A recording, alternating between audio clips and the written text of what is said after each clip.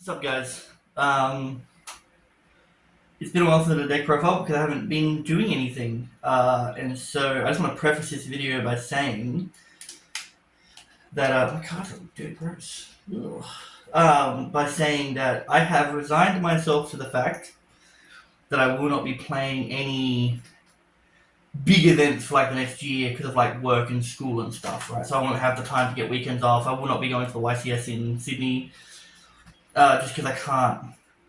I just can't do it at the moment, right? So if I was, I'd be taking Memento. As you know, I really like the deck. I thoroughly enjoy it. I think it's great. I gotta learn the lines better, but at the same time, it's just not going to be possible. And Memento hurts my head. So I'm going to be doing this series for I don't know how long. I just want to kind of get my ideas out into the ether, talk a bit about some stuff. It comes off of like Team APS's video about the whole mid-core duelist thing, which I think is kind of funny. Because that'd be me, per se, because I just like playing trash, right? But I also think like, because I'm pretty new to the game. I've only been playing for a few years, so it's like I'm missing a lot of old archetypes and stuff that were around at one point, and a lot of me is like, how dead are these old archetypes when some of our new engines and non-engines are so good, right? Like how much can come back to somewhat of a competitive format? Because I know that like Malice is the biggest issue right now. But if you have like hard outs to that, you should be like okay, right? Like that's the thought process anyway. But then we walk into problems of like, oh, we're just like dealing with non-games. A lot of rogue decks have to just lock your opponent out, but then like Malice has a lock in there now with Griffin and stuff like that and a bow.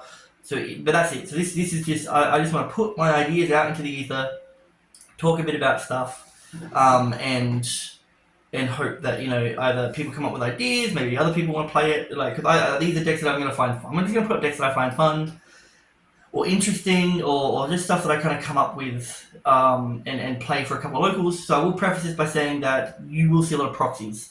A lot of proxies, right? They get good love at the locals, and because that's it. Like I'm not going to any big events, so I don't need the cards like in any playable order.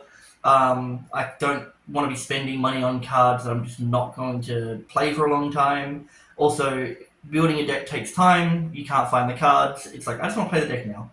I had an idea. I want to go to locals with it, show off my idea, see if it works, and that's the whole thing. So if you're local, so I print mine out. I just print mine, and they're black and white. That's because my printer just doesn't want to print color.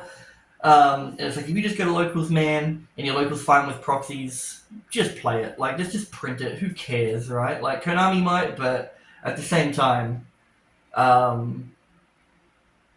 it's like just enjoy the game. I think we're just in a format now where it's just like just enjoy the game. I think you should always just enjoy the game. But all right, so we'll start with so this is Horus Kaiju.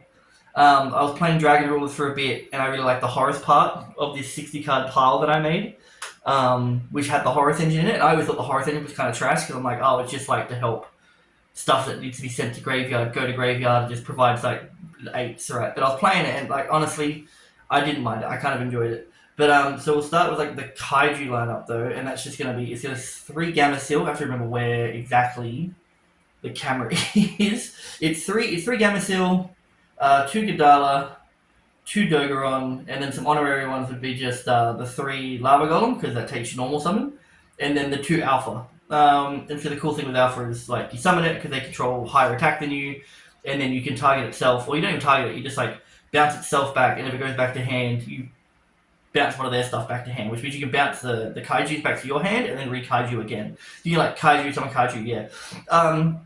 I was playing Interrupted Kaiju Slumber in a version of this, because I've been playing this for like 2 weeks, I think. But I did, Interrupted Kaiju Slumber does nothing, because Malice's end board comes up later, like throughout the turn, and Ryziel Detonator can protect itself from destruction. So that just doesn't work sometimes. And so that's like the Kaiju lineup. Not playing Waterfront or anything like that. I know it's a spell card and that'll come up later. But the goal was just to kind of end it. And then, just for shits and gigs, but then, so this is the Horus lineup. So the 3 Inseti. I swear I have a third, no idea where it is. The one, Quiver, has heard of. So we are playing all the names, Dwamatef and Happy. But not just that, we're also playing the Black Flame Deity. This card was cool, but it like really only works if you play the field spell, but then the field spell only really works if you play this.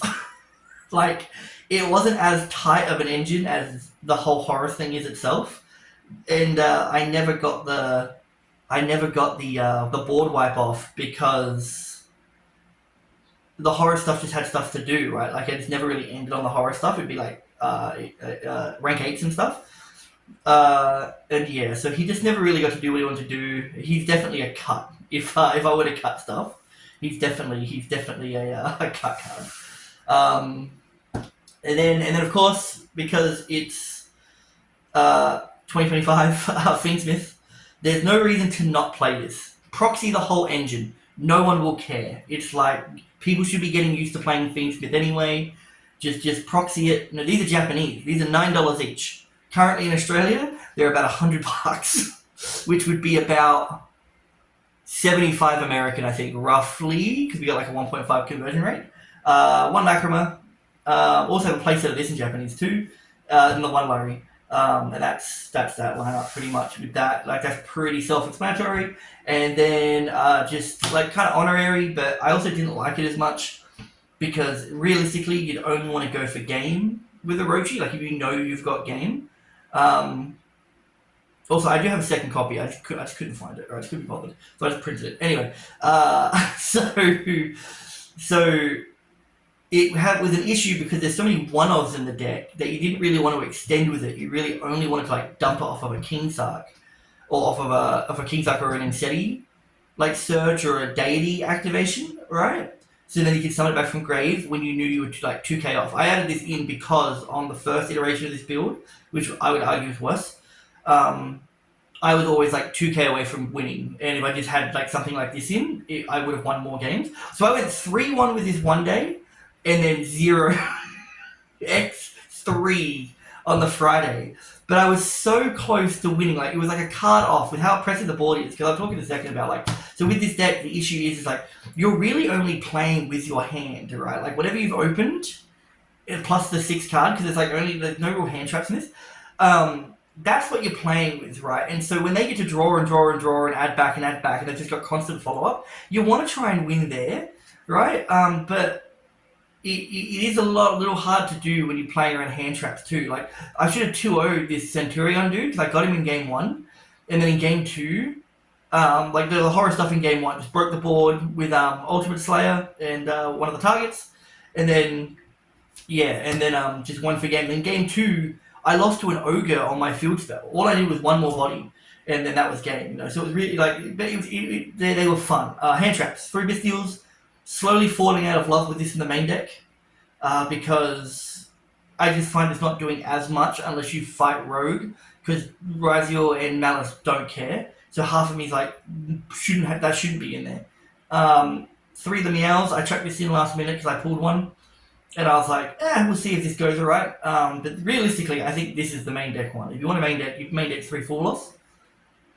Because this thing, I remember in one of my duels on the Wednesday, I drew like 30 cards or something like that. I had 30 cards in hand, and so when the thing resolved, I had 13 cards in hand, then a Magnumwood Search, and then drew for turn. So I started my turn with 15. And I will say, it's a little overwhelming to have so many cards in hand, and it still took me a while to win, just because I'm like, where do I even go?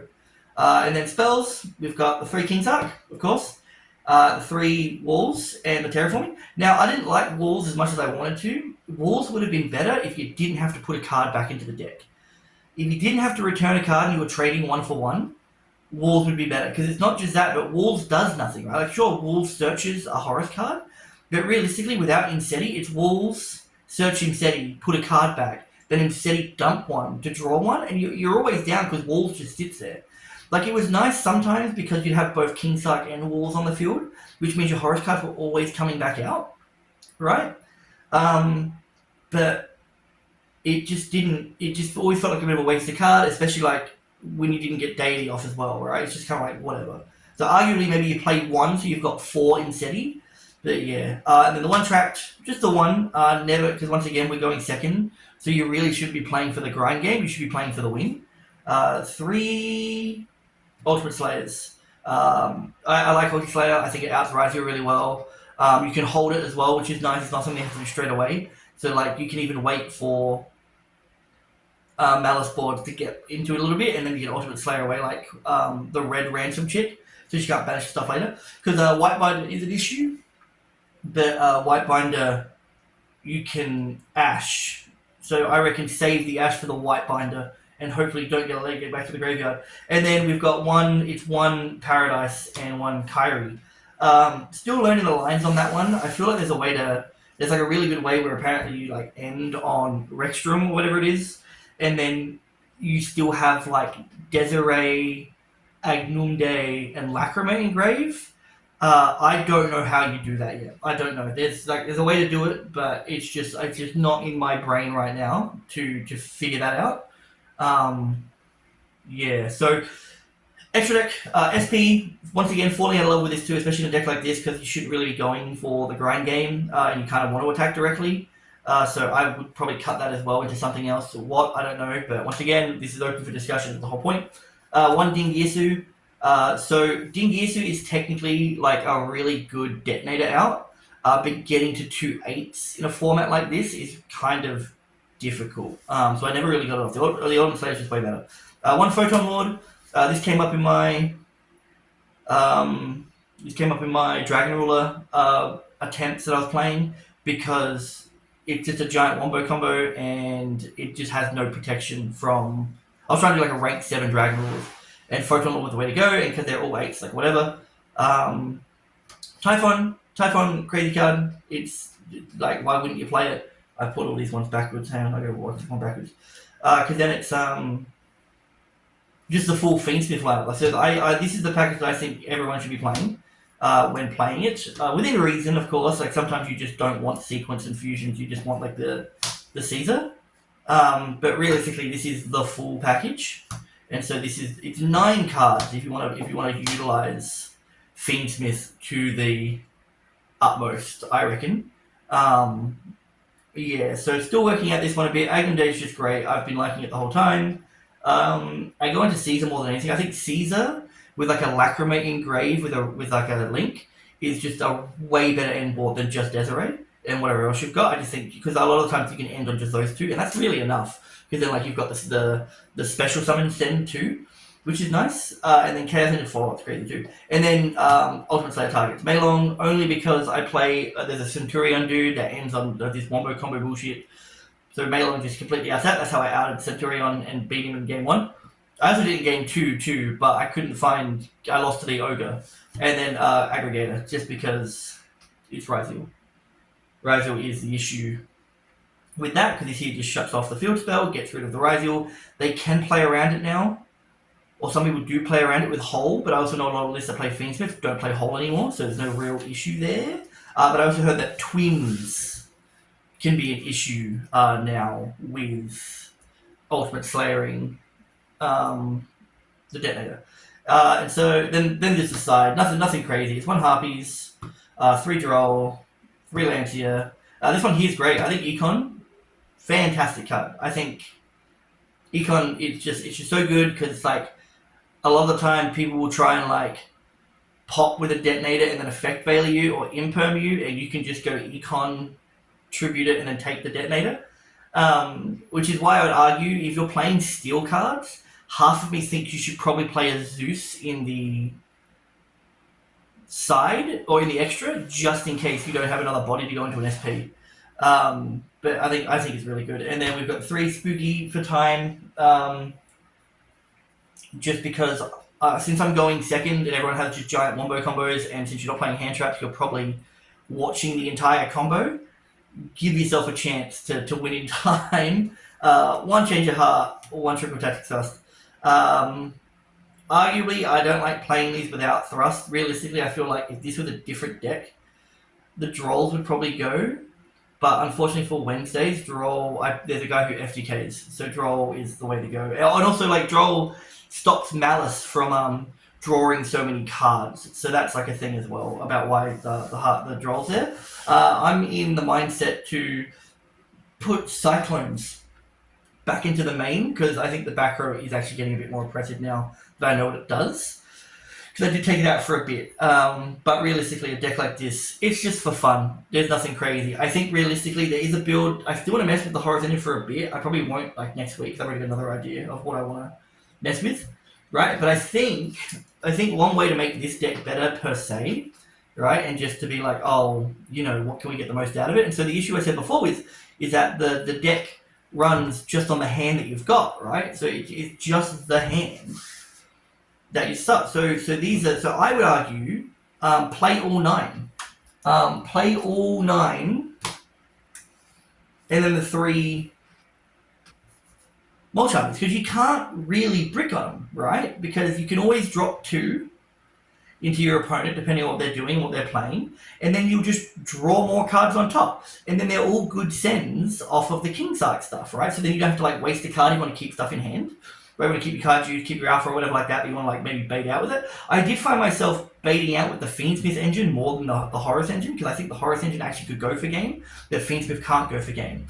But Fiend Smith's really good in the deck in case your opponent makes you go first, because then you've still got plays, because you can still end on like a rank 8 and then Fiend Smith stuff if you open it. I don't think there was a single time I didn't open like an Engraver or a Tract, so that was really, really nice. But I think arguably that this deck, like take out those Bestials potentially, take out the Bestials and there's a couple other cards I'll probably take out too. I don't think the Kaiju works in a deck like this, but whatever. But I would argue to make this deck a bit better, and maybe I'll try it at some point, but not now because I'm already bored of it. Like, it was fun. It was a fun deck. I did enjoy it, but I have like just hundreds and thousands of cards just sitting here that I want to play with, and I've got all these cores that I'm slowly building up with my sorting. I just want to play some new stuff. So I'd say that if you played all 9 mulch armies in a deck like this, if you're doing any going second deck really, play all 9 and then just let your hand build itself as you go. Even if you just put stuff back, it's like you get to start with so many cards, and then that wombo combo board they've got just looks so much more easier to deal with, especially if you run board breakers and stuff. If you just like get rid of, you can probably chuck get rid of the field spells and the terraforming, get rid of the bestials to put in all this. If you want to chuck Ash Bosses in there, or just mainly Econ, because mainly Econ is great too. Yeah, so that's the Horus Kaiju list. So if you have any suggestions, because I am printing cards, so I don't really care, right? But if you have any suggestions of stuff that you think I might enjoy, or you'd be like, oh, you should check this out and see what you come up with, I do have these moments at night after work where I'm just sitting in my room just staring at Dueling Book and just figuring stuff out and just like whatever. Like I've got there's a Vernisylph list I'm playing next. I was messing around with Argo Stars where I'm like, this could work, but I have to actually like get a 5-card hand and go with it. So there's some stuff that I wanna kind of do and see and all that kind of stuff. So if you've got any ideas, any suggestions, I am open for whatever, and hopefully I'll see you at the next deck list. Take it easy.